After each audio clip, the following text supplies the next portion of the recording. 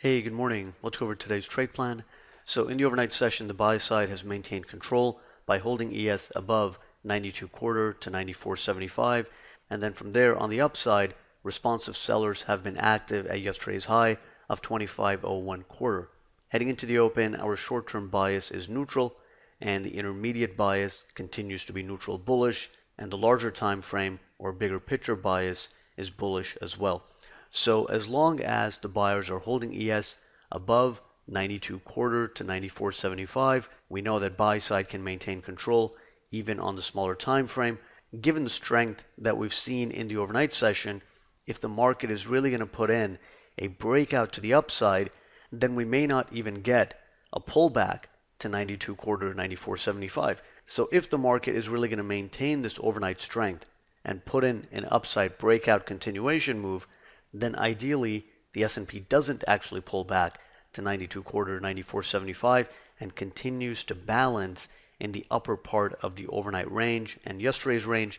And from there, if we're seeing broad market strength and some decent upside momentum and we start putting in a breakout above 25.01, then of course we can quite easily tag 0.4 to 0.675 and the all-time high at 0.7. And if there is sufficient momentum and participation from the other markets, then we could even push to a fresh all-time high. The 25.10 level marks the 100% range extension from yesterday's range, so that can be used as a potential upside objective.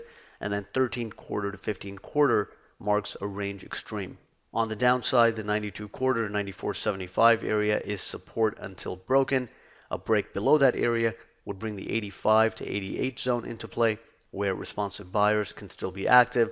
And given that our bigger picture bias is bullish, responsive buyers can also be active at pretty much every support area below 24.85. 24.78 to 24.80 and 74 to 76 both mark a range extreme, but buyers could even step in at 24.82. Now that is the lower probability scenario. We are going to continue to give more edge to the buy side above initial support, and we would have to see a pretty sharp failure at 25.01 and some clear-cut bearish signals in real time in order to short the market.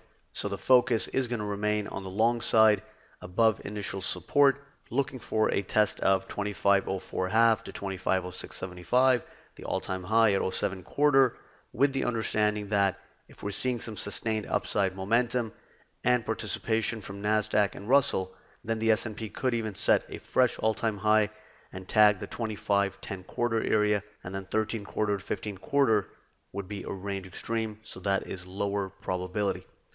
So those are the main ideas heading into the open. Let's see if the buy side can maintain the control and strength that we've seen in the overnight session, and we'll take it from there.